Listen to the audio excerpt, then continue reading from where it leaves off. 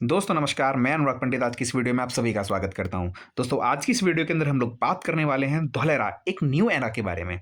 दोस्तों जैसा कि आप सभी को पता होगा कि भारत के अंदर एक धोलेरा नाम की स्मार्ट इंडस्ट्रियल सिटी डेवलप हो रही है। अब दोस्तों सवाल ये उठता है कि ये स्मार्ट सिटी या हाईटेक सिटी या sustainable and globally connected manufacturing industrial hub ये डेवलप क्यों हो रहा है। तो दोस्तों इसको समझने से पहले हम ये समझते हैं कि एक्चुअली में इसका पर्पस क्यों जनरेट हुआ। तो दोस्तों आपको पता होगा कि बेसिकली किसी भी नेशन या किसी भी कंट्री को डेवलप होने के लिए या किसी भी देश की इकोनॉमिक ग्रोथ को बढ़ाने के लिए कुछ चीज़ों की बहुत ज़्यादा ज़रूरत होती है। जैसे कि दोस्तों वो क्या होती हैं? सबसे पहली चीज़ दोस्तों अगर आप किसी भी डेवलप नेशन को उठाओगे जैसे कि अमेरिका हो गया, चाइना को भी अगर हम कंसीडर कर लेते हैं या हम यूएई को कंसीडर कर लेते हैं, तो दोस्तों वहाँ का इंफ्रास्ट्रक्चर और वहाँ का इंडस्ट्रियल हब यानी कि स्मार्ट सिटीज़ डेवलप ज़रूर होती हैं। जैसे कि अगर मैं बात करूँ यूएई की बात करूँ तो दोस्तों आपको पता होगा, दुबई का नाम सुना होगा आपने। दुबई का इंफ्रास्ट्रक्चर एक वर्ल्ड क्लास लेवल में आता है, वहाँ पे एक वो स्मार्ट सिटी के अंदर कंसीडर की जाती है। सेम अगर मैं अमेरिका के अंदर बात करूँ तो आपने वॉशिंगटन डीसी का नाम सुना होगा। सेम अगर मैं चाइना में बात करूँ तो आपने संघाई का नाम सुना होगा। ऐसे बहुत सारे एग्जाम्पल है, चाहे सिंगापुर को हम समझ लेते हैं। तो दोस्तों अगर हम हर एक डेवलप नेशन के अंदर कुछ चीज़ें देखें तो वहाँ पर एक इंफ्रास्ट्रक्चर और स्मार्ट सिटीज़ डेवलप होती हैं। वहाँ इंडस्ट्री एंड मैन्युफैक्चरिंग ग्रोथ को ज़्यादा तवज्जो दी जाती है। जैसे कि आज के समय पे चाइना सबसे ज़्यादा मैन्युफैक्चरिंग पे फोकस करता है। उसके बाद उससे भी ज़्यादा ज़रूरी ये है कि अगर किसी भी देश की इकोनॉमिक ग्रोथ को हमें बढ़ाना है तो उसके लिए क्या ज़रूरत है? सबसे पहले ज़रूरत है गुड गवर्नेंस की। अब दोस्तों इस चीज़ के लिए इंडियन गवर्नमेंट ने क्या-क्या स्टेप उठा रखे हैं, इन चीज़ों को हम समझते हैं। तो दोस्तों इसको समझने से पहले हम ना कुछ फ़ोटोज़ देख लेते हैं। सबसे पहले हम देखते हैं सर, दोस्तों ये है दुबई।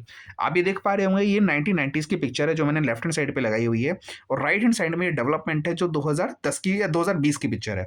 तो आप ये देख पा रहे होंगे कि 30 सालों के अंदर जो एक पूरा रेगिस्तान हुआ करता था, वो डेवलप होके इस तरीके से कन्वर्ट हो गया। ये इमेज यहाँ पर क्लियर नहीं आ रही है, लेकिन अगर आप यूट्यूब पे जाएँगे अगर आपने दुबई को कभी नहीं देखा है, तो आप वहाँ के इंफ्रास्ट्रक्चर को आज के समय में देख पाएँगे।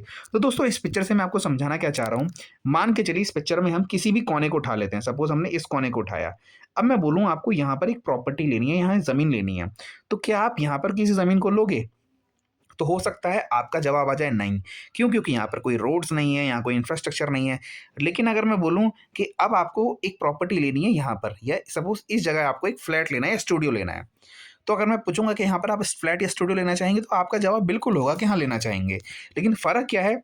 इस लोकेशन पर जहाँ पर मैंने आपसे पहले पूछा था, इस लोकेशन पर जो प्रॉपर्टी आपको मिल रही थी वो मिल रही थी मात्र 2 लाख रुपए की। लेकिन अगर मैं बात करूँगा यहाँ लेने की, तो अब आप यहाँ पे लेना तो चाहेंगे, लेकिन यहाँ पर वही प्रॉपर्टी तकरीबन 20 करोड़ रुपए की मिलेगी। अब हम ले नहीं पाएँगे, यहाँ हमें लेनी नहीं थी, यहाँ हम ले नहीं पाएँगे। लेकिन मैं आपको बताऊँ, आप सोचो कुछ ना कुछ लोगों ने यहाँ पर इस जगह पर भी तो इन्वेस्टमेंट किया होगा ना, वो कौन लोग हुए होंगे? दोस्तों वो लोग होंगे जिन्होंने या तो जिनके पास अपार पैसा होगा, जिनको कोई फ़र्क ही नहीं पड़ेगा किसी पैसे का, या वो लोग होंगे जिनको ये पता होगा कि यहाँ पर कुछ ऐसी चीज़ होने वाली है, यानी कि इनको इन्फॉर्मेशंस होगी। तो दोस्तों आज मैं आपको वही इन्फॉर्मेशन देने वाला हूँ, जो एक समय पर दुबई में इन्वेस्टर्स के पास ही जो जिन्होंने दुबई में 1990, 91, 95, 2000 के आस-पास इन्वेस्ट किया था, जो इन्फॉर्मेशन उन लोगों के पास थी, वो इन्फॉर्मेशन आज हम आपको देने वाले हैं। अब समझते हैं दोस्तों, एक और एग्ज़ाम्पल यहाँ पर दिखाया हुआ है, वो है शंघाई का। तो आपको पता होगा शंघाई ऑलरेडी एक सिटी हुआ करती थी जिसको 20 सालों के अंदर पूरा का पूरा चेंज कर दिया गया, पूरा का पूरा डेवलप कर दिया गया। आप यहाँ पे राइट हैंड साइड पे सिटी देख पा रहे होंगे। तो अगर मैं पूछूँ लेफ्ट हैंड साइड में आपको प्रॉपर्टी लेनी है तो हो सकता है आप ले भी पाएँ, क्योंकि यहाँ पर बसावट ऑलरेडी पहले भी थी। लेकिन अगर मैं पूछूँ राइट हैंड साइड में लेने के लिए तो आप यहाँ पर भी लेना चाहेंगे। लेकिन फ़र्क क्या है? राइट हैंड साइड में लेने में पहले की तुलना में तकरीबन 50 से 100 गुना का फ़र्क आ जाएगा प्राइस के अंदर, क्योंकि वो ऑलरेडी डेवलप हो चुका है। वो एक बिज़नेस हब बन चुका है। तो दोस्तों अब सवाल ये उठता है कि ये डेवलप क्यों हुए? तो दोस्तों यहाँ पर एक आप लाइन पढ़ पा रहे होंगे, ये अमेरिका के जो 35वें राष्ट्रपति थे जिनका नाम था जॉन एफ कैनेडी साहब। उन्होंने एक बात बोली थी, American roads are not good because America is rich. यानी कि अमेरिका की सड़कें इसीलिए अच्छी नहीं हैं क्योंकि अमेरिका अमीर है, बल्कि अमेरिका इसलिए अमीर बना है क्योंकि वहाँ की सड़कें अच्छी हैं। अब दोस्तों अगर हम आप इंडिया के बारे में बात करें तो आपको पता होगा आज भी सड़कें खुदती जा रही हैं, चीज़ें होती जा रही हैं, डेवलपमेंट का काम अभी भी काम चल रहा है। लेकिन वहाँ की रोड इतनी अच्छी नहीं है जिसकी वजह से क्या होता है, किसी भी चीज़ को ट्रांसपोर्टेशन की ज़रूरत पड़ती है। तो मान के चलिए एग्ज़ाम्पल के तौर पे हम ले लेते हैं, मुझे कोई एक प्रोडक्ट ही बेचना है, सपोज़ मेरे को एयरपॉड्स ही बे सेल करने हैं। तो दोस्तों क्या होगा, जब मुझे एयरपॉड्स सेल करने होंगे तो अगर किसी ने रिक्वायरमेंट डाली, अगर मैं उसकी डिलीवरी 15 दिन में कराऊँ, तो क्या होगा, मेरे पास उसका पैसा 15 दिन बाद आएगा। जब 15 दिन बाद पैसा आएगा तो उसके पार्ट्स मैंने कभी किसी पड़ोसी वाले से खरीदे होंगे, उसके कुछ अलग पार्ट किसी अड़ोसी वाले से खरीदे होंगे, तो उनको पेमेंट मैं 15-20 दिन बाद कर पाऊँगा। तो होगा क्या, ये जो जो सर्कुलेशन हुआ पैसे का, वो बहुत लेट हो पाएगा, जिसकी वजह से किसी भी कंट्री की जो इकोनॉमी है, वो बहुत दिन लेट हो जाती है। तो दोस्तों, अगर वहाँ की रोड्स, इंफ्रास्ट्रक्चर, ट्रांसपोर्टेशन अच्छा होगा, तो ज़ाहिर-सी बात है इकोनॉमी और तेज़ी से घूमेगी और डेवलपमेंट और तेज़ी से बढ़ेगा। तो ये उन्होंने एक जीता-जाता एग्ज़ाम्पल दिया था केनेडी साहब ने। अब इस लाइन का महत्व क्या रहा? इस लाइन को आपने सुना होगा, हमारे जो रोड मिनिस्टर हैं नितिन गडकरी साहब, उन्होंने अपने ऑफ़िस के बाहर भी ये लाइन लिखी हुई है कि इस पे जोर दिया हो गया है कि क्या कहते हैं, US is not rich because वहाँ की रोड अच्छी हैं। तो उन्होंने भी इस चीज़ें ली हैं और नितिन गडकरी जी ने भी सपना लिया कि हमें अगर भारत को डेवलप बनाना है, तो हमें गाँव तक अपनी इंफ्रास्ट्रक्चर को बेहतर करना होगा और वो इस चीज़ पे काम कर रहे हैं। आपने देखा भी होगा, जब जब से नितिन गडकरी जी हमारे रोड एंड ट्रांसपोर्ट मिनिस्टर बने, तब से भारत के अंदर कुछ रोड्स एंड हाइवेज़ का जो काम है, वो बहुत बेहतर होता जा रहा है, क्योंकि इन्होंने फ़ोकस किया हुआ है। अब सवाल ये उठता है कि इस चीज़ के लिए उन्होंने किया क्या? तो दोस्तों, मैं आपको बताना चाहूँगा, इंडिया को डेवलप बनाने के लिए, इंडिया की इकोनॉमी को थोड़ा-सा बूस्ट अप देने के लिए, भारत ने आज से 2007-8 के आसपास में एक प्रोग्राम लॉन्च किया जिसका नाम था national industrial corridor development program. इस प्रोग्राम के अंदर दोस्तों क्या आते हैं, इन्होंने बहुत सारे हाईवे बनाने का डिसीज़न लिया। जैसे कि आप लेफ्ट हैंड साइड पे देख पा रहे होंगे, ये लिखा है दिल्ली मुंबई इंडस्ट्रियल कॉरिडोर, फिर Amritsar Kolkata industrial corridor, Chennai Bengaluru industrial corridor, यहाँ विजाग चेन्नई इंडस्ट्रियल कॉरिडोर, यहाँ हैदराबाद नागपुर इंडस्ट्रियल कॉरिडोर। इस तरीके से टोटल कितने प्रोजेक्ट बनाए गए? 32, जिसके अंदर 11 कॉरिडोर्स आते हैं। अब ये 11 कॉरिडोर आप देख पा रहे होंगे, ये कुछ भारत को इस तरीके से कवर करेंगे, सारे के सारे ये जो कॉरिडोर्स हैं। अब दोस्तों, सारे के सारे 11 कॉरिडोर एक साथ तो डेवलप नहीं हो सकते थे, तो सवाल ये उठता है कि सबसे पहले किसको पकड़ें? तो दोस्तों, सबसे पहला आता है दिल्ली मुंबई इंडस्ट्रियल कॉरिडोर, जिसके बारे में आज हम बात करने वाले हैं। अब ये कॉरिडोर क्या है? ये है DMIC, Delhi Mumbai industrial corridor. तो अब हम मेन बात करेंगे इस टॉपिक पे। तो दोस्तों, ये कॉरिडोर क्या है? दोस्तों, ये तकरीबन 1500 किलोमीटर लंबा एक एक्सप्रेसवे है, जो भारत के 6 राज्यों से होकर गुजरता है, जिसके अंदर उत्तर प्रदेश, दिल्ली एनसीआर, हरियाणा, राजस्थान, गुजरात और महाराष्ट्र आते हैं। और अब ये इस एक्सप्रेसवे का पर्पस क्या हुआ कि इस एक्सप्रेसवे के आसपास के 30 से 40 किलोमीटर के अंदर जो भी इंडस्ट्रीज है, जो भी फैक्ट्रीज है, उनको बूस्ट अप मिलेगा, क्योंकि उनका ट्रांसपोर्टेशन बहुत ज़्यादा ईजी हो जाएगा। अब दोस्तों, इस चीज़ को डेवलप करने के लिए, ट्रांसपोर्टेशन को बूस्ट अप करने के लिए, या इंडिया में इकोनॉमी बढ़ाने के लिए ट्रांसपोर्टेशन की जो भूमिका रहती है, उसमें 4 पिलर हैं। पहला पिलर कौन-सा आता है? वो आता है रोड का, दूसरा आता है रेलवे का, तीसरा आता है एयर का यानी कि एयरपोर्ट का, और चौथा आता है सी यानी कि सी पोर्ट का। तो हम इन चारों के बारे में बात करेंगे। सबसे पहले हम समझते हैं रोड के बारे में। दोस्तों, रोड में क्या है, मैंने आपको बताया 1500 किलोमीटर का ये एक्सप्रेसवे ऑलरेडी इंडियन गवर्नमेंट ने इस पे काम चल रहा है, तकरीबन तकरीबन ये पूरा हो चुका है। और अच्छी बात क्या है, ये 1500 किलोमीटर का जो हाईवे है, वो हरियाणा से लेकर राजस्थान तक ऑपरेशनल भी हो चुका है। इसके अंदर ये टोटल 8 लेन का एक्सप्रेसवे है। ये जो आप पिक्चर देख पा रहे होंगे, ये एक्चुअल पिक्चर है, लाइव पिक्चर्स हैं, ये बन चुका है। अब इसकी कमाल की बात क्या है, इसके हर 40 किलोमीटर पे आपको रेस्टरूम्स मिलेंगे, होटल रेस्टोरेंट मिलेंगे, फ्यूल पंप्स मिलेंगे, सीएनजी पंप्स मिलेंगे, और इस 8 लेन के एक्सप्रेसवे में 4 लेन ग्रीन एनर्जी से चलेंगे, ग्रीन कॉरिडोर है, जिसमें इलेक्ट्रिक व्हीकल ज़्यादा चलेंगे। अच्छा, और हर 100 किलोमीटर के अंदर आपको ट्रॉमा सेंटर्स यानी कि हॉस्पिटल्स वगैरह और हेलीपैड की सुविधा भी मिल जाएगी, जिससे कोई इमरजेंसी केसेस वगैरह होते हैं तो उनको भी शॉर्ट आउट किया जा सके। चलिए, अब आगे बढ़ते हैं। ट्रांसपोर्टेशन में जो हमारा दूसरा पिलर आता है, उसका नाम है रेल। अब रेल के बारे में बात करें तो दोस्तों, आपको पता होगा कि भारत के अंदर एक चीज़ पहले बहुत ज़्यादा प्रसिद्ध थी, अब तो थोड़ा-सा इसका सॉल्यूशन निकाल चुके हैं हम लोग। वो प्रसिद्ध क्या थी, आपने सुना होगा, या आप कभी भी कहीं मूवमेंट या घूमने-फिरने के लिए जाते होंगे, तो आप ये देखते होंगे कि जब भी कोई पैसेंजर गाड़ी आती थी और मालगाड़ी भी साथ में आ रही है, तो मालगाड़ी को सिग्नल पे खड़ा कर देते थे। उसको साइड में लगवा देते थे और बोलते थे, "भई, अभी तुम वेट करो", और पैसेंजर गाड़ी को निकलने देते थे। अब सवाल ये उठता है, वो मालगाड़ी साइड में खड़ी करवाने से फ़ायदा किसको हुआ? किसी को नहीं, और नुकसान किसको हुआ? बिज़नेसमैन को। अब मान के चलो, क्योंकि कोई माल किसी बिज़नेसमैन को आज चाहिए, और सोच के देखो, वो माल उसको 1 डेढ़ हफ्ते बाद, 2 हफ्ते बाद पहुँच रहा है, तो क्या होगा? ज़ाहिर-सी बात है, उसकी इकोनॉमी पे फ़र्क पड़ेगा। अगर उसकी इकोनॉमी में फ़र्क पड़ेगा, तो ज़ाहिर-सी बात है स्टेट की इकोनॉमी में फ़र्क पड़ेगा, और धीरे-धीरे देश की इकोनॉमी में फ़र्क पड़ जाएगा। तो अब इसके सॉल्यूशन के लिए इंडियन गवर्नमेंट ने क्या किया, एक दोस्तों बनाया डीएफसी, जिसका नाम है, जिसकी फुल फॉर्म है डेडिकेटेड फ्रेट कॉरिडोर। दोस्तों, ये जो ऑलरेडी एक पटरी हुआ करती थी हमारी, उस पटरी के बगल में एक और 1506 किलोमीटर की एक पटरी बिछा दी गई। अब ये पटरी कहाँ कहाँ से बिछाई? दादरी से लेके नवी मुंबई, जो ऑलरेडी हमारा एक्सिस्टिंग एग्जिस्टिंग जो ऑपरेशन था वहीं पे उसमें बिठा दी गई। अब जो दोस्तों अब नई पटरी बनानी ही थी, तो क्या वैसी बनाएँगे? तो दोस्तों इन्होंने क्या किया, उस पर और ज़्यादा एक्सपेंडिचर करके हैवी ड्यूटी ट्रैक्स बनाए और उससे भी अच्छी चीज़ क्या है, डबल कैपेसिटी के बनाए। तो दोस्तों भारत में पहले आपने ट्रेन्स तो सुनी होंगी, लेकिन डबल डेकर ट्रेन्स कभी सुनी थी क्या? दोस्तों बिल्कुल नहीं सुनी होंगी, लेकिन अब ये ऑपरेशनल है। आप ये देख पा रहे होंगे, ये दादरी से लेके गुजरात तक ऑलरेडी ये ट्रेन्स चलती हैं, डबल डेकर ट्रेन्स चलती हैं। आप सोचो, जो माल पहले हफ्ते 2-2 हफ्ते में पहुँचता था, तो क्या होता है, इस डेडिकेटेड फ्रेट कॉरिडोर से वो माल 1 दिन के अंदर पहुँच जाता है। क्यों पहुँच जाता है? क्योंकि इस पटरी पर मात्र और मात्र मालगाड़ी ही चलती हैं। इस पटरी के ऊपर कोई पैसेंजर गाड़ी की सुविधा आपको नहीं मिलेगी। अब वो माल तो जा ही रहा है और अब डबल माल जा सकता है। जो पहले माल 1 हफ्ते में पहुँचता था, वो 1 दिन में पहुँच जाएगा। और दूसरी चीज़ क्या है, अगर 100 टन का माल जा सकता था, तो अब वो 200 टन तक जा सकता है, क्योंकि ये डबल डेकर कैपेसिटी चलती है। जिससे क्या हो रहा है, इंडिया की इकोनॉमी को और ज़्यादा बूस्ट अप मिल रहा है। उसके बाद बात करते हैं ट्रांसपोर्टेशन में, एक एयरपोर्ट और सी पोर्ट।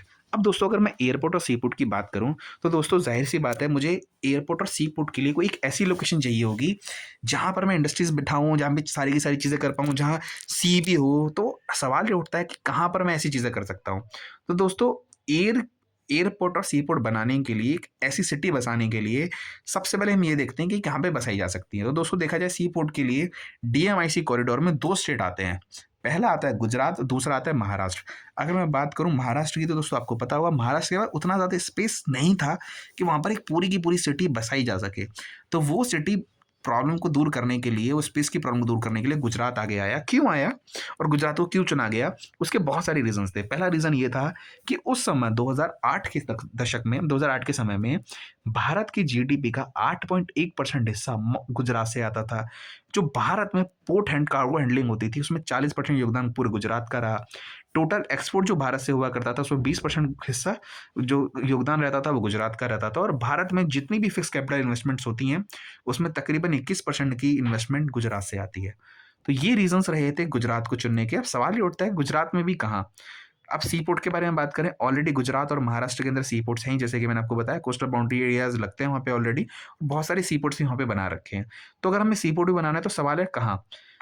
अगला सवाल उठता है, बट वेयर इन गुजरात? गुजरात में भी कहाँ? तो दोस्तों वहाँ से एक नाम निकल के आता है, उसका नाम है धोलेरा, एक न्यू एरा। अब दोस्तों धोलेरा एक न्यू एरा, ये मैं आपको इसके बारे में बताना चाहूँगा। दोस्तों ये ग्रीनफील्ड इंडस्ट्रियल स्मार्ट सिटी है, और उससे भी बड़ी बात ये है, ये भारत की पहली पहली platinum rated greenfield industrial smart city है। और पूरे वर्ल्ड में बात की जाए, तो वो दूसरी है। पहले नंबर पे आती है हमारी वाशिंगटन डीसी। अब बात करते हैं, यहाँ पर आप देख पा रहे होंगे, एक नीचे एक लाइन लिखी हुई है, क्या कहते हैं, India first platinum rated greenfield industrial smart city where opportunity meet sustainability. अब कैसे? सवाल ये उठता है। दोस्तों मैं आपको बताना चाहूंगा कि इसकी कनेक्टिविटी के बारे में। तो दोस्तों धुलारा ये कहाँ आता है? दोस्तों ये अहमदाबाद हो गया, ये वडोदरा हो गया, ये इन सब के पास में आता है। अब कैसे आता है मैं आपको बताऊँगा अभी दोस्तों। अब पहले समझते हैं धुलेरा है एक्चुअली में इसका मैप क्या है। चलो यहाँ पर लिखा नहीं है, लेकिन फिर मैं आपको बता देता हूँ। दोस्तों ये अहमदाबाद से मात्र 100 किलोमीटर की दूरी पे आता है। वडोदरा से मात्र 140 किलोमीटर की दूरी पे आता है। भावनगर से मात्र 60 किलोमीटर की दूरी पे आता है। और इस तरीके से ये 4 सिटीज़ के बीच में घिरा हुआ है। अगर मैं पूछूँ कि अगर किसी भी सिटी को मेरे को डेवलप करना है, तो उसके पीछे कुछ ना कुछ सिटीज़ का इम्पोर्टेंट रोल रहता है। जैसे कि हम समझ लेते हैं, आपने दोस्तों नोएडा के बारे में सुना होगा। तो दोस्तों आज के समय में अगर नोएडा डेवलप है, तो क्या अपनी वजह से डेवलप है? जवाब है नहीं। नोएडा को डेवलप करने के पीछे दिल्ली का भी बहुत बड़ा योगदान रहा, फरीदाबाद, गुड़गाँव का भी बहुत बड़ा योगदान रहा, मेरठ का भी बहुत बड़ा योगदान रहा, गाज़ियाबाद का भी बहुत बड़ा योगदान रहा, बुलंदशहर एरिया का भी, इन सब एरियाज़ का योगदान रहा, क्योंकि इन्होंने वहाँ पर कनेक्टिविटी प्रोवाइड की। तो सेम धोलेरा को अहमदाबाद हो गया, वडोदरा हो गया, भावनगर हो गया, ये सब की कनेक्टिविटी प्रोवाइड करा रहे हैं। और इससे भी बेहतर बात क्या है, वहाँ पर अभी सी पोर्ट्स और एयरपोर्ट्स की भी सुविधा, कनेक्टिविटी बढ़ाने के लिए और ज़्यादा चीज़ें की जा रही हैं। कैसे की जा रही हैं, इसको हम आगे समझते हैं। सबसे पहले हम समझते हैं दोस्तों धुलेरा है क्या? तो ये आप मैप देख पा रहे होंगे, ये पूरा का पूरा धुलेरा है। जहाँ ऊपर की तरफ जो रास्ता है वो अहमदाबाद की तरफ जा रहा है, और नीचे वाला जो रास्ता है वो भावनगर की तरफ जा रहा है। इसको हम और विस्तार से समझेंगे, लेकिन फिर भी मैं आपको बताना चाहूँगा कि धुलेरा है क्या? तो दोस्तों मैं आपको बताना चाहूँगा, धुलेरा एक छोटा-सा गाँव हुआ करता था। यहाँ पर मैप अभी क्लियर नहीं है, लेकिन मैं बता देता हूँ, ये जो एरिया है जहाँ पर अभी मैं पॉइंट कर रहा हूँ, इस जगह एक धुलेरा नाम का एक गाँव हुआ करता था। क्योंकि हड़प्पा सिविलाइजेशन में मशहूर हुआ करता था, तो इस वजह से इसको पूरा तालुका बना दिया गया, और इस पूरे तालुका के अंदर 33 गाँव को जोड़ा गया। तो आप ये मैप में देख पा रहे होंगे रंग-बिरंगा जो पूरा एरिया नज़र आ रहा है, वो पूरा 33 गाँव का है, जिसके अंदर 22 गाँव को एसआईआर बोला गया और बाकी 11 गाँव पूरे धुलेरा के अंदर काउंट किए गए। अब ये 22 गाँव क्या किए, 22 गाँव गवर्नमेंट ने बेसिकली आप ये बोल सकते हैं सिंपल भाषा में एक्वायर कर लिए। किस लिए? क्योंकि उनको इंडस्ट्रियल स्मार्ट सिटी बनानी थी। तो 22 गाँव के अंदर गवर्नमेंट अपनी तरीके से काम करेगी और 11 गाँव गवर्नमेंट ने छोड़ दिए हमारे लिए, जिसके अंदर हम बसावट कर सकते हैं, हम भी इंडस्ट्री सेटअप कर सकते हैं। अब ये एसआईआर क्या है? तो मैं एसआईआर को समझाना चाहूँगा। दोस्तों मैं आपको बताना चाहूँगा कि अगर कोई भी गवर्नमेंट कोई भी प्रोजेक्ट लेके आती है, तो होता क्या है, जब भी गवर्नमेंट बदलती है तो गवर्नमेंट बदलते ही क्या हो जाता है, दूसरी गवर्नमेंट अपनी मनमानी चल चालू कर देती है। मान के चलो उस प्रोजेक्ट को दूसरी गवर्नमेंट फेल कर दे, तो होगा क्या? एक सिटी जब बसाई जा रही है, उस सिटी के अंदर जितने भी इन्वेस्टर हैं, जितने भी इंडस्ट्रियल बैठे हुए हैं, उनका तो पैसा खराब हो सकता है। तो इस चीज़ की सिक्योरिटी के लिए हमारे जो पूर्व प्रधानमंत्री थे मनमोहन सिंह जी, उन्होंने 2009 के अंदर प्रपोज़ किया था एक एसआईआर एक्ट, जिसको बोलते हैं स्पेशल इन्वेस्टमेंट रीजन एक्ट। तो ये प्रपोज़ किया था, जिसके अंदर क्या होगा, क्या उन्होंने बोला कि कोई भी सरकार आ जाए, अगर एक बार ये एक्ट पास हो गया है तो इस एक्ट के अकॉर्डिंग सब कुछ चलेगा, ना कि किसी सरकार के अकॉर्डिंग, जिससे किसी भी इन्वेस्टर को कोई प्रॉब्लम नहीं होगी। लेकिन दोस्तों उस समय ये पास नहीं हो पाया, तो जब हमारे प्रधानमंत्री नरेंद्र मोदी जी बने और 2016 में उन्होंने क्या किया, इसका एक एक्ट ही पास करवा दिया, क्योंकि वो गुजरात में भी था, गुजरात में सारी की सारी चीज़ें उन्होंने करवाई और ये एक्ट पास करा दिया। इसके बाद क्या हुआ, सारे के सारे इंडस्ट्रीज़ के लिए एक फ्रेमवर्क डिसाइड हुआ, एक चीज़ें बनाई गई और सब कुछ आज के समय में उसी के अंदर होता है। अब चाहे वहाँ गुजरात में कोई भी गवर्नमेंट रहे, चाहे बीजेपी रहे, चाहे कांग्रेस रहे, चाहे आप रहे, चाहे कोई भी पार्टी रहे, कुछ भी आ जाए, धुलेरा के अंदर 22 गाँव के अंदर कोई भी गवर्नमेंट अपनी मनमानी नहीं चला सकती है। वहाँ सब कुछ एक एक्ट के तहत होगा। इसके बाद हुआ क्या, 2016 के बाद हुआ क्या दोस्तों, जब ये एक्ट पारित हुआ, तो इंडस्ट्रीज़ को सेफ कर दिया गया। उसके बाद इंडस्ट्रीज़ ने यहाँ पे इन्वेस्टमेंट करनी शुरू कर दी। तो अब हम बात करेंगे आने वाले समय में कि अगर हमें धुलेरा को डेवलप करना है, मान के चलो दोस्तों किसी भी फ्लैट वाली किसी को सोसाइटी बनानी है, फ्लैट बनाने हैं, तो दोस्तों जब उसको फ्लैट बेचने होते हैं तो वो क्या करता है, सबसे पहले वो पहले ना फ्लैट का एक दो सैंपल फ्लैट बना देता है और वो बता देता है कि जी हम ऐसे फ्लैट बनाएंगे।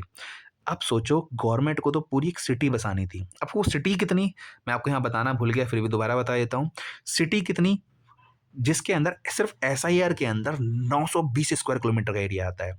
यानी कि दिल्ली से तकरीबन थोड़ी बहुत छोटी, मुंबई से तकरीबन 1.5 गुनी बड़ी, सिंगापुर से भी बड़ी, बहुत सारी सिटीज़ से, भारत की बहुत सारी सिटी से ऑलरेडी ये बड़ी सिटी बनाने इन्होंने चालू कर दी। अगर मैं बात करूँ पूरे 33 गाँव की, तो ये दिल्ली के आस-पास बैठता है पूरा का पूरा एरिया। अब ये समझो पूरी दिल्ली बसानी है बिल्कुल ज़ीरो से।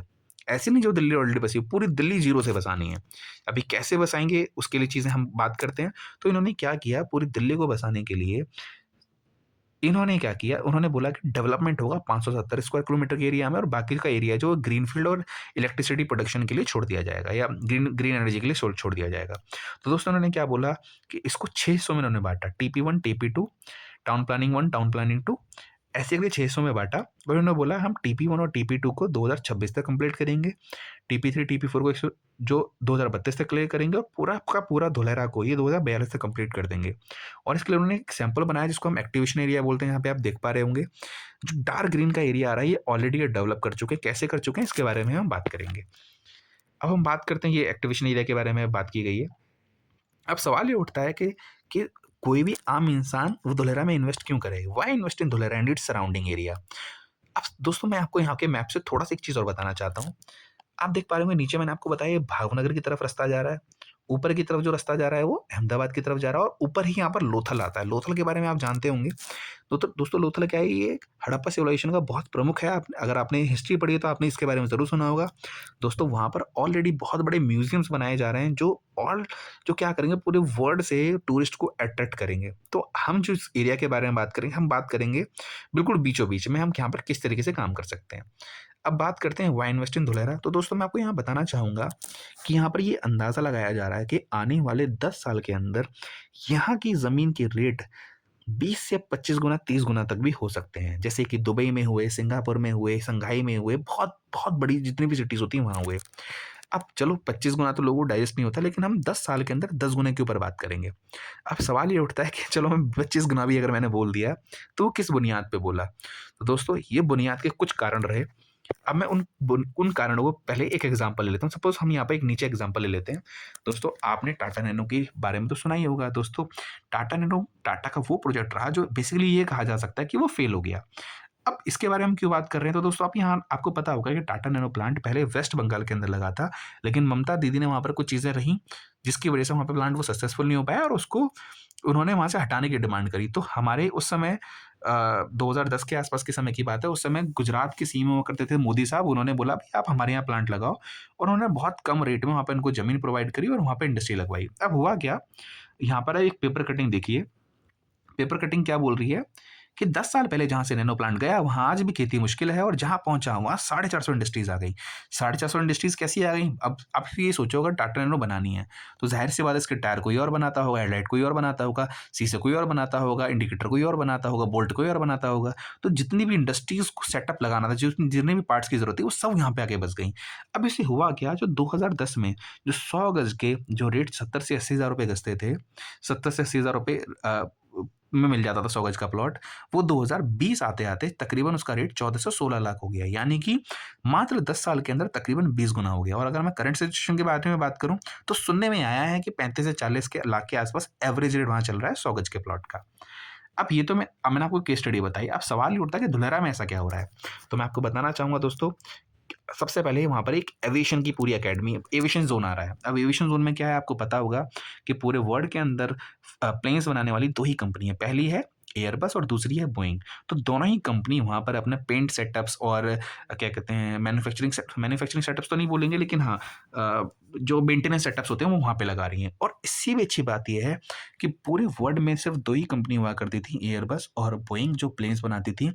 अब फोर्ड को एक तीसरी कंपनी मिलने जा रही है जिसका नाम है टाटा एडवांस सिस्टम। दोस्तों जी हाँ, भारत की एक कंपनी जिसका नाम टाटा एडवांस सिस्टम है, वो भी अपने एयरक्राफ्ट मैन्युफैक्चरिंग यूनिट्स लगा रही है धुलेरा के अंदर, एविएशन एकेडमी बना रही है और वहाँ पर फ्लाइट ट्रेनिंग इंस्टीट्यूट बनेंगे, जहाँ पर बच्चे प्लेन चलाना सीखेंगे। अब सोचो दोस्तों, अगर प्लेन चलाना सीखने वाले बच्चे आएँगे, तो रहेंगे भी तो सही, इनको पीजी की भी ज़रूरत तो पड़ेगी, तो ज़ाहिर-सी बात है वहाँ बसावट बाय डिफ़ॉल्ट हो जाएगी। उसके बाद दूसरा रीज़न क्या है? दोस्तों ऑलरेडी एक 3800 करोड़ की एक डील फाइनल हो गई है गवर्नमेंट के साथ, जहाँ जहाँ पर जो ग्रू कंपनी है, वो अपनी क्या कर रही है, चिरीपाला आपने इंडस्ट्रीज़ के बारे में सुना होगा, ये उन्हीं की एक ब्रांड है। तो ये क्या कर रही है दोस्तों, 3800 करोड़ का इन्होंने डील साइन की है, जो 2.8 गीगावाट सोलर के पैनल्स वगैरह जनरेट करेगी धुलेरा के अंदर। उसके बाद बात करते हैं, आपने टाटा के बारे में तो सुना ही होगा दोस्तों। अब आपको पता होगा कि जो आपने देखा होगा, अभी मैं एक वीडियो रिकॉर्ड कर रहा हूँ। अब वीडियो रिकॉर्ड कहाँ कर रहा हूँ? ये मोबाइल के अंदर या टैबलेट के अंदर किसी में भी कर रहा हूँ। अब जो मैं रिकॉर्डिंग कर रहा हूँ, तो दोस्तों इसके अंदर टैबलेट के अंदर, मोबाइल के अंदर एक चिप यूज़ हुई होगी। दोस्तों वो चिप पूरे वर्ल्ड में बनाने वाली मात्र 3 देश हैं। पहला देश है अपना चाइना, जिसके साथ हम कर नहीं सकते। दूसरा है अमेरिका, जो हमारे साथ करना नहीं चाहेगा और तीसरा देश है ताइवान, जो चाइना और जिससे चाइना की नहीं बनती है। अब दोस्तों हम ताइवान के साथ मिलकर टाटा जी ने क्या किया है, टाटा ग्रुप ने क्या किया है, एक सेमीकंडक्टर का प्लांट लगा रहे हैं और कमाल की बात क्या है, इन्होंने ये बोला है कि 2027 तक ये भारत को एक पहली सेमीकंडक्टर चिप दे देंगे। 2027 तक, और इनका टारगेट ये है कि 2030 तक ये 300 करोड़ चिप कम से कम हर साल बनाएँगे, 300 करोड़ चिप। जिससे क्या होगा, अच्छा ये रॉ से बनाएँगे, ऐसा नहीं है कि कुछ पार्ट्स इधर-उधर से ले रहे हैं। ये तो मैंने आपको टाटा के बारे में बताया। इसके साथ-साथ वेदांता भी सेमीकंडक्टर के अंदर घुस गया है। मैं आपको बताना चाहूँगा, सिर्फ़ टाटा ग्रुप ने 91,000 करोड़ का इन्वेस्टमेंट किया है, सिर्फ़ और सिर्फ़ सेमीकंडक्टर प्लांट लगाने के लिए। अब 91,000 करोड़ कितना होता है, आप इस चीज़ से अंदाज़ा लगा सकते हो कि बहुत सारे स्टेट्स की भारत में इतनी ना जीडीपी होती है, पूरे साल की, जितना सिर्फ़ इन्वेस्टमेंट किसने किया है? टाटा ग्रुप ने किया है। आगे बात करते हैं, रिन्यू पावर प्लांट ऑलरेडी यहाँ पर इन्होंने 100 एकड़ की ज़मीन ले ली है और इन्होंने 6 प्लांट इनको लगाने हैं, जो कि क्या बनाएँगे? ये बनाएँगे मैन्युफैक्चरिंग, ये सेल्स मॉड्यूल्स बनाएँगे, सोलर के सेल्स वगैरह बनाएँगे। और ये जो आप फ़ोटो में देख पा रहे होंगे, ये पुरानी फ़ोटो है। ऐसे इनको टोटल 6 सेटअप बनाने हैं, 2 सेटअप पूरे कंप्लीट हो चुके हैं, तीसरा अभी बन रहा है और इसके अंदर ऑलरेडी 2 से ढाई हज़ार लोग जॉब करने आते हैं। कहाँ से आते हैं? कुछ लोग अहमदाबाद से आते हैं, कुछ आस-पास के गाँव से आते हैं। उसके बाद अब जब ज़ाहिर-सी बात है, कोई सिटी डेवलप हो रही है तो 5 स्टार होटल भी आएँगे। तो दोस्तों जापान एक एजीवी इनकी ब्रांड है, जो यहाँ पर 5 स्टार होटल की पूरी चेन लेके आ रही है। मैं आपको बताना चाहूँगा, पूरे भारत के अंदर सिर्फ़ 4 एजीओ के होटल्स हैं अभी तक। 5वाँ कहाँ बन रहा है? धुलेरा के अंदर। उसके बाद टाटा पावर, दोस्तों पूरे मैं आपको इतना बताना चाहूँगा कि पूरे बिहार को जगमगाने के लिए तकरीबन 5,000 मेगावाट इलेक्ट्रिसिटी की ज़रूरत पड़ती है। अब इतनी इलेक्ट्रिसिटी की जब ज़रूरत पड़ती है, जिससे पूरा बिहार सेटअप हो जाता है। तो मैं आपको बताना चाहूँगा इतनी ही इलेक्ट्रिसिटी पूरा धुलेरा के लिए बना रही है गवर्नमेंट, जिसके अंदर टाटा, अडानी, रिलायंस ये मिलके बनाएँगे, जिसके अंदर 300 मेगावाट ऑलरेडी टाटा बना चुकी है और ये अभी जो इलेक्ट्रिसिटी जो बना रही है, ज़ाहिर-सी बात है इसका इतना कंज़म्पशन तो अभी हो नहीं रहा है धुलेरा के अंदर। तो बाकी जो बची हुई इलेक्ट्रिसिटी है वो टोरेंट के माध्यम से अहमदाबाद को भी सेल की जा रही है। 300 मेगावाट बहुत सारे लोग पूछते हैं कितनी होती है? तो 300 मेगावाट मेगावाट इतनी यदि होती है दोस्तों, जो पूरे नोएडा को चला सकती है। आप ऐसे अंदाज़ा लगा सकते हो, वो पूरी धुलेरा के लिए 5000 बन रही है। उसके बाद कौन-कौन सी इंडस्ट्रीज़ ने इसके अंदर इन्वेस्टमेंट कर चुके हैं? तो दोस्तों पहली होगी टाटा एडवांस सिस्टम, ग्री हो गया, टाटा पावर हो गया, चिरीपाल जिसके बारे में अभी हम बात कर रहे थे, एयरबस हो गया, एजी हो गया, रिन्यू पावर हो गया, वेदांता हो गया, बोइंग हो गया, टाटा केमिकल लिमिटेड हो गया, टोरेंट पावर हो गया, फाइनल ग्रिड्स। ऐसी कुल मिला के 500 से ज़्यादा कंपनीज़, एल-एन-टी जैसी कंपनीज़ ने वहाँ पर इन्वेस्टमेंट डाल दी है दोस्तों, जो ऑलरेडी वहाँ पे काम कर रही हैं। ये तो मैं आपको बता रहा हूँ बड़ी-बड़ी कंपनीज़, छोटी-छोटी कंपनीज़ की तो बात ही मत करो आप। उसके बाद दोस्तों ये बन रहा है धुलेरा इंटरनेशनल एयरपोर्ट। अब यहाँ पर एक चीज़ लिखी हुई है, वो क्या आप पढ़ पा रहे होंगे आप, largest cargo and passenger airport. तो मैं आपको बताना चाहूँगा, ये पूरे एशिया का सबसे बड़ा कार्गो एयरपोर्ट बन रहा है। मैं पैसेंजर एयरपोर्ट की बात नहीं करूँगा, पूरे एशिया का सबसे बड़ा पैसेंजर एयरपोर्ट तो हमारा जेवर है, लेकिन कार्गो में बात की जाए तो वो कौन-सा बन रहा है? Dholera international airport. इसके अंदर पैसेंजर और कार्गो की दोनों की सुविधाएँ मिलेंगी। पैसे कार्गो क्यों क्यों बन रहा है? क्योंकि ज़ाहिर-सी बात है बिज़नेस के लिए कार्गो की ज़रूरत पड़ती है। ये तकरीबन 1426 हेक्टेयर के अंदर बन रहा है, नवागाम धुलेरा के अंदर। उसके बाद अगर हम बात करें, इस एबीसीडी की बिल्डिंग यहाँ पर बन चुकी है, बन नहीं रही है, ये बन चुकी है। दोस्तों एबीसीडी बिल्डिंग क्या है? ये administration come training centre for Dholera है। अब इसकी सबसे खास बात क्या है? दोस्तों आपको पता होगा, अगर मुझे कोई भी बिज़नेस रन करना है, तो बिज़नेस मुझे चालू करने के लिए मुझे दर-दर की ठोकरें खानी पड़ती हैं। पॉल्यूशन यहाँ से लो, फूड लाइसेंस यहाँ से लो, वो वहाँ से लो, फलाना-ढिमका, हर चीज़ मेरे को अलग सर्टिफ़िकेट अलग-अलग जगह से ज़रूरत पड़ती है। तो इसकी सबसे अच्छी चीज़ क्या है? यहाँ आप पढ़ पा रहे होंगे सिंगल विंडो क्लीयरेंस। आपको कोई भी बिज़नेस सेटअप करना है तो आपको कहीं और जाने की ज़रूरत नहीं है। आप एबीसीडी बिल्डिंग के अंदर जाइए और सारे के सारे काम यहाँ पे करा लीजिए। आपको यहाँ डेवलपमेंट अथॉरिटी ऑफ़िस मिल जाएगा, सेंट्रल एडमिन मिल जाएगा, सब कुछ यहाँ पर मिल जाएगा। उसके बाद अब सवाल ये उठता है कि life at the rate Dholera, Dholera के अंदर कोई आम इंसान के लिए क्या-क्या चीज़ें होंगी? तो अब हम बात करते हैं इस चीज़ के बारे में। तो दोस्तों एक आम इंसान को दोस्तों यूनिवर्सिटीज़ की ज़रूरत होती है, तो वर्ल्ड लेवल की यूनिवर्सिटीज़ यहाँ पर लग रही हैं। ब्लैक पैक सेंचुरी ऑलरेडी काम चालू हो चुका है। सिग्नेचर गोल्फ कोर्स यहाँ पर आ रहा है, सुपर स्पेशलिस्ट हॉस्पिटल्स यहाँ पे आ रहे हैं। स्टेडियम नहीं, स्टेडियम्स यहाँ पर आ रहे हैं दोस्तों, एंटरटेनमेंट ज़ोन बहुत सारे यहाँ पर आपको मिल जाएँगे। उसके बाद दोस्तों मेट्रो, आपको पता है जब सिटी डेवलप हो रही है दोस्तों, आपको पता होगा कि अगर हमारे 4-5-10 किलोमीटर के अंदर भी ये मेट्रो का काम चालू हो जाए तो 10 किलोमीटर के रेट पड़ जाते हैं। मैं आपको बताना चाहूँगा कि शायद 4 से 5 सालों के अंदर आपको धुलेरा के अंदर मेट्रो चलती हुई नज़र आ जाए। ऑलरेडी वो डीएसआर से क्या कहते हैं, गांधीनगर से कनेक्ट करके इसका डेवलपमेंट चालू कर दें। जो पहला फेज़ चालू होगा वो अहमदाबाद से गांधीनगर गांधीनगर होगा और दूसरा होगा गांधीनगर से धुलेरा। ठीक है। उसके बाद दोस्तों एक एक्सप्रेसवे बन रहा है, 10 लेन का एक्सप्रेसवे बन रहा है। अब इस ये कितना बन चुका है मैं आपको बताना चाहूँगा। आप ये समझो, ये जनवरी 2026 में ऑपरेशनल हो जाएगा। चलो थोड़ा गवर्नमेंट के काम कुछ लोग बोलते हैं लेट होते हैं, मैं कह रहा हूँ फरवरी, मार्च मान लो, अप्रैल मान लो कि अप्रैल 2026 तक ऑपरेशनल हो जाएगा। ये टोटल कितना लंबा है? तकरीबन 100 किलोमीटर लंबा है, 10 लेन का हाईवे है और 250 मीटर चौड़ा हाईवे है। आप ये देख पा रहे होंगे, ये लेफ्ट से लेके राइट तक अगर मैं इसको पूरा देखूँगा, तो दोस्तों ये 250 मीटर चौड़ा हाईवे है। अब मैं आपको बताना चाहूँगा, वर्ल्ड के अंदर 250 मीटर चौड़ा हाईवे मात्र एक है। दूसरा कौन-सा बन रहा है अपना? धुलेरा का 10 लेन एक्सप्रेसवे, जो 4 लेन कंप्लीट बन रहा है अभी, जिसको 12 लेन तक भी एक्सपेंड किया जा सकता है, लेकिन आप फिलहाल 10 तक मान के चलो। ये बीच में ऑलरेडी स्पेस छोड़ के चल रहे हैं, क्योंकि आपने देखा होगा जब एक्सपेंड करने होते हैं हाईवे तो साइड में घर तोड़े जाते हैं, तो यहाँ ऐसा नहीं है। यहाँ बीच में ज़मीन छोड़ी गई है और बीच में ज़मीन पे ही मेट्रो चलाएंगे ये। उसके बाद यहाँ पर सीसीटीवी कैमराज वगैरह रहेंगे और भी बहुत सारी चीज़ें रहेंगी। अब यूटिलिटीज़ के बारे में बात करें तो दोस्तों आपको पता होगा कि भारत की एक एक बहुत कॉमन अच्छी चीज़ है, वो क्या है कि वो अगर कोई सड़क खुद रही है तो आप पूछोगे जी सड़क क्यों खुद रही है? वो बोलेगा क्या कहते हैं उसके लिए, क्या कहते हैं, तार बिछ रहे हैं। उसके बाद दोबारा कर देंगे। अगले महीने फिर आ जाएँगे जी अब सीवर पट रहे हैं। फिर 2-4 महीने बाद दोबारा आ जाएँगे जी अभी पानी की पाइपलाइन पड़ रही है। तो वहाँ क्या होता है, बेसिकली हर बार खुदाई चलती रहती है। तो ये बोला जा रहा है धुलेरा के अंदर सड़कें ऐसी बनाई जा रही हैं कि 300 साल छोड़ो, मैं कह रहा हूँ आपकी जनरेशन आपको दोबारा सड़क होती हुई तो नज़र नहीं आएँगी। यहाँ आपको portable water, recycled water, waste water, storm water सबकी पाइपलाइन्स आपको अलग मिलेगी। यहाँ स्टॉर्म वाटर के लिए ड्रेन, बारिश का पानी अलग जाएगा, वेस्ट वाटर अलग जाएगा, रिसाइक्ल्ड वाटर अलग जाएगा, गैस की पाइपलाइन अलग मिलेगी, बिजली की पाइपलाइन अलग मिलेंगी। और अच्छी चीज़ ये रहेगी, अगर कोई डिफेक्ट आता भी है अंदर, तो इसके अंदर अलग-अलग कुछ टर्मिनल्स डाले जाएँगे जिसके अंदर कूदो, जैसे मूवीज़ में देखा होगा आपने, तो वहाँ जा सकते हैं आप। और दूसरी चीज़ ये है कि दोस्तों, धुलेरा के अंदर सुनने में ये आया है कि अपना स्पाइडरमैन भी आ पाएगा। क्यों आ पाएगा? क्योंकि तारें ऊपर नहीं होंगी, खंभे तो होंगे बिजली के लिए, जो स्ट्रीट लाइट्स के लिए, लेकिन उसमें तारें नहीं लटक रही होंगी।